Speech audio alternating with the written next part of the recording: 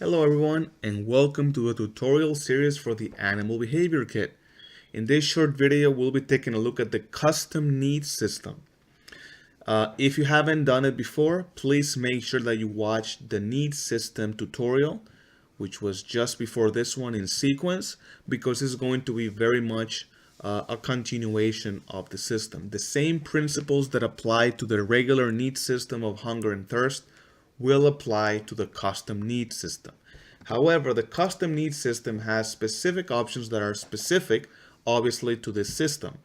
And we're going to be taking a look at the single actor, the nearest actor, and finally the custom event options here. So if we go ahead and jump over to Unreal, this is exactly where we left off. Remember, with the regular needs system, if you're a prey, and you get hungry, you will look for these blueprints that are all over the place, or thirsty, you will get to the nearest body of water. If you're a predator and you get hungry, you'll actually hunt for the animals that you would normally engage with for a specific radius, and if you get thirsty, then you would go to the regular body of water. So that's actually what's happening here.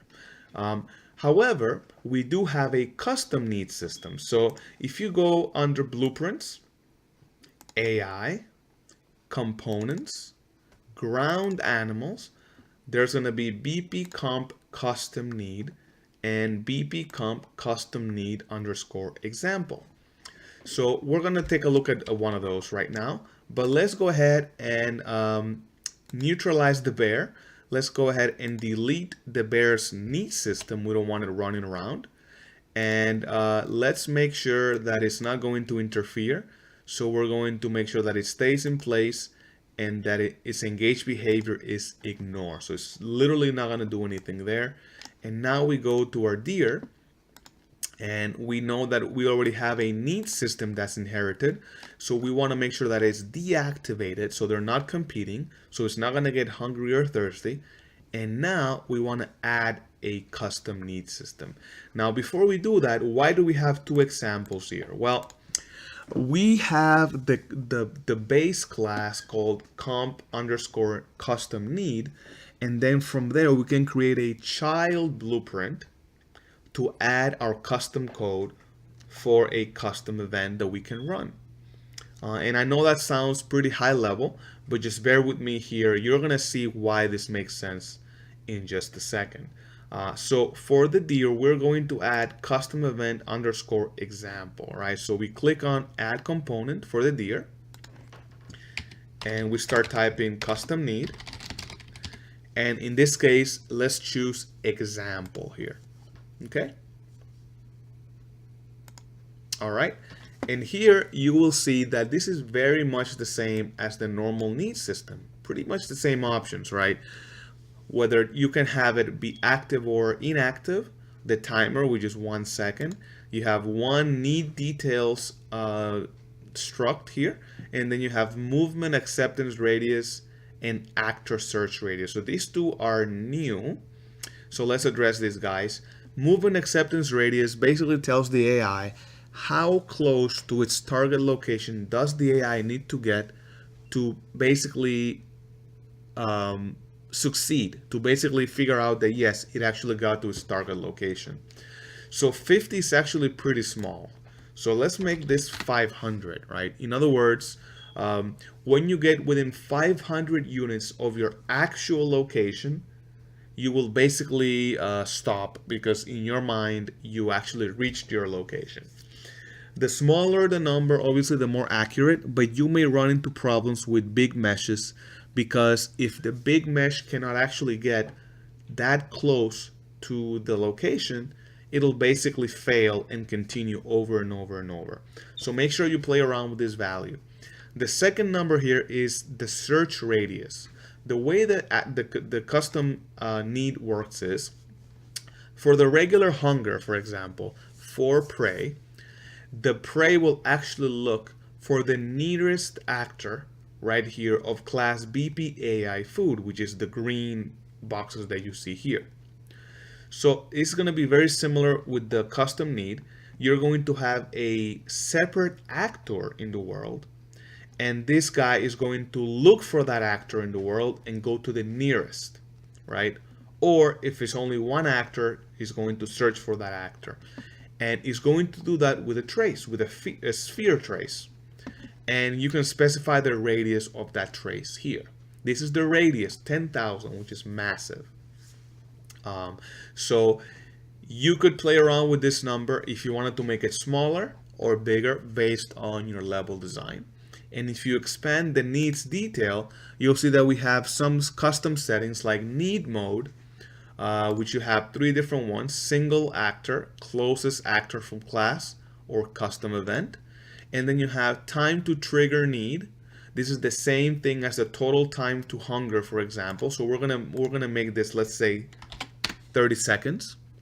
Need threshold, we're gonna make this 10%. Same thing as the need system. And time at location, this is the equivalent of time, eating time, for example, or drinking time, right? How long it'll stay at that location. Let's say that it'll stay 10 seconds. And then you can even have it die from custom need. In other words, if it doesn't reach that location before that timer ends, it'll actually die. So let's go step by step and go to the needs mode and say we're going to do a single actor. And here you can literally specify any actor in your level. However, we're going to use a class that I've created called BP Custom Need. And this is actually under AI, Actors, Ground AI. And you can see that you have a class called BP underscore custom need actor. If you open this, it's literally nothing. It's just an empty class with some settings here in the constructor to make sure that you can expand the volume, but it's literally nothing, right? So if we drag this to the world, you'll see that it's just a box, right, with a purple, and it says custom need, and that's all there is to it, right? So if we come here to custom need and we say, okay, well, we want this guy to do single actor. And what is the single actor? We're going to select, using the eyedropper, the custom need actor, so you can see here. And we're gonna have this guy roam around for 30 seconds and then find this actor and come here to this actor. We're gonna do that by coming to BP Do tutorial. And in this case, we're going to have the roam behavior as roam to random location in NavMesh. And to make our lives easier, let's go ahead and uncheck marker hidden. That way, when we're in play mode, we can actually see what's going on. So let's go ahead and hit play. And our little animal, our little test doe is roaming around. And in about 25 seconds, it'll actually try to find the custom need actor, and it's going to go there for 10 seconds. Notice that we don't have a HUD element for our custom need, and that is correct. You know, you could look at the code. You can see now that it's going back. I think it's now going to the custom need. It's been about 30 seconds. And I'm pretty sure that's what's going on. It found it. It does single actor, and it goes there. And remember, we had the range up to 500, and it's going to stay there for 10 seconds, and it's going to move on. Remember, we had the movement acceptance radius to 500. If we change that to the default of 50, it'll actually be a lot more accurate. And it'll actually go all the way to here, right? So we're going to leave it at 50 now, but we're going to change the mode from single actor to closest actor from class. So in this case, instead of using this single actor reference, it's going to take an actual blueprint class. And in this case, by default, it has this class already. But you can create your own custom class. And it'll search for that class, right? It's going to do one of those get all actors of class, right? Within a range. So we're going to use custom need. And in this case, let's duplicate this guy and put him in a few places here. here, for example, and here. We don't know where the deer is going to go, so we're going to assume that wherever it is going to do a trace. It's going to grab all of the actors of class custom need, and it's going to go to the nearest actor, right? Closest actor from class. So once again, we hit play, and we are going to trace our guy who's going all over the place. And again, what I was saying earlier is we do not have a HUD element for custom need. That's something that you'll have to do yourself. You can look at the code of how I did the HUD for the regular need system, and you can copy paste it and do your own HUD if you so wish, or you can implement your own if that's what you want. As you can see here, the need system, the custom need system kicked in. Uh-oh. Hold on. We actually want to take this out. Oops. Let's delete this here. We don't want the defend location. Just go ahead and just say delete here. Okay.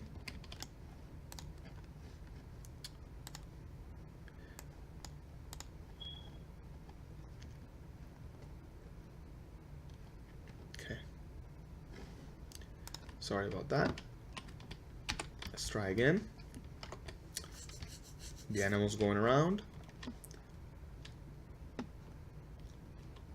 And in about 30 seconds, it'll pick the closest actor of that class. And it'll go there.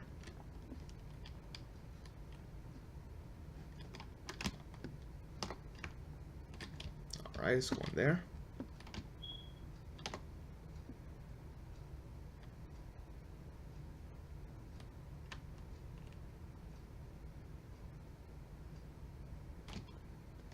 Alright. And you can see that it came here and it's going to stay here for about 10 seconds and then it's going to move on.